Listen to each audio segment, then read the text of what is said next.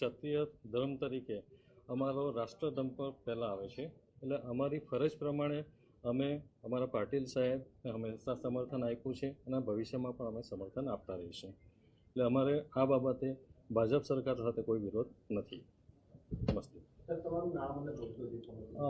શૈલેન્દ્રસિંહ, અમે નવસારી જિલ્લા ચીખલી વિભાગ તરફથી અમારું ક્ષત્રિય લોકોનું આખું સંગઠન છે, તે તરફથી અમે પ્રતિનિધિત્વ કરી રહ્યા છીએ. તમે શા માટે જે બીજો ગ્રુપ છે તેમને સમર્થન નથી આપ્યું?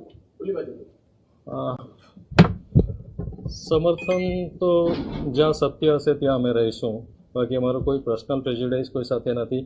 રૂપાલા સાહેબે જે વક્તવ્ય આપ્યું છે તો રૂપાલા સાહેબ સાથે અમારો વિરોધ છે એ રહેશે. બાકી અમારું ભાજપ સરકાર સાથે કે ભાજપ પાટીલ સાહેબ સાથે હંમેશા અમે સાથે છે અને સાથે જ રહેવાના છીએ. નમસ્કાર મિત્રો, રાજકોટના ઉમેદવાર કેન્દ્ર સરકારના મંત્રી શ્રી પરસોત્તમભાઈ રૂપાલા સાહેબે જે નિવેદન કરવાને કારણે આખા ગુજરાતના ક્ષત્રિય સમાજમાં એક રોષનું વાતાવરણ છે. સ્વાભાવિક છે, અમને હર્ટ થયું છે અને એના કારણે આજે જે લગભગ 108 ક્ષત્રિય સમાજના આગેવાનો દક્ષિણ ગુજરાતના અહીંયા આવ્યા છે, એ પણ રાજકોટના જે સંમેલનમાં હાજરી એમણે પણ આપી હતી. પરંતુ એમનું સ્પષ્ટ માનવું છે કે આ જે જવાબદારી કે જે રોષ છે એમનો રૂપાલા સાહેબની સામે છે. એમનો આદરણીય પ્રધાનમંત્રી શ્રી નરેન્દ્ર મોદી સાહેબ સામે કોઈપણ પ્રકારનો વાંધો નથી.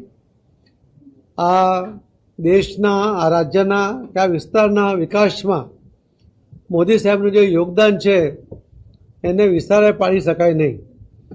અને એટલા જ માટે એમણે ભારતીય જનતા પાર્ટીની પણ સપોર્ટ કરે છે અને આદરણીય પ્રધાનમંત્રી શ્રી નરેન્દ્ર મોદી સાહેબ માટે પણ એમને ખૂબ સન્માન છે. આજે લોકો સામેથી આવ્યા છે કે અમારો જે રોષ છે, અમારો જે વિરોધ છે એ એમના પૂરતો મર્યાદિત રાખીને અમે આદરણીય પ્રધાનમંત્રી મોદી સાહેબના નેતૃત્વમાં ભારતીય જનતા પાર્ટીને સમર્થન કરીશું. અને એમની સાથે જોડાયેલા જે તમામ આગેવાનો છે એમને પણ એમણે વિનંતી કરી છે અને આજે ખુલીને બહાર આવ્યા છે. એમના વિરોધને અકબંધ રાખીને આજે આવ્યા છે, એમના અમે સ્વાગત પણ કરીએ છીએ.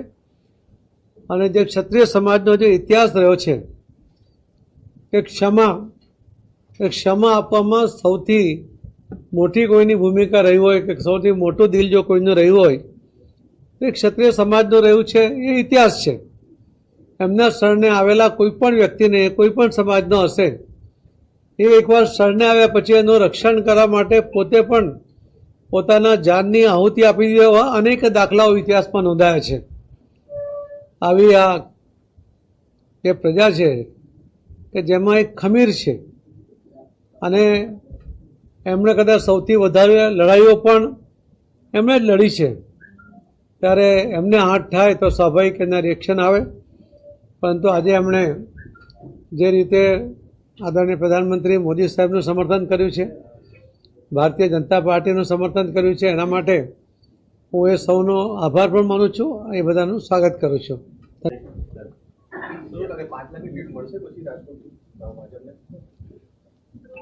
અમારો ટાર્ગેટ છે, અમે પ્રયત્ન કરીએ છીએ. ભારતીય જનતા પાર્ટીના કાર્યકર્તાઓની જે રીતે તૈયારી છે, પ્રધાનમંત્રી શ્રી મોદી સાહેબની જે લોકપ્રિયતા છે, લોકોનું એમના માટે જે સમર્થન છે, એમના પ્રત્યે જે લોકોને વિશ્વાસ છે અને એના માટે પોતે જે લોકો એક સંકલ્પ સાથે આગળ વધી રહ્યા છે, ત્યારે અમારી અપેક્ષા છે, અમારી વિનંતી પણ છે કે ભારતીય જનતા પાર્ટીને એના તમામ ઉમેદવારોને જંગી મતોથી જીતાડે અને સમર્થન કરે એવી એમને પાસે વિનંતી કરું છું.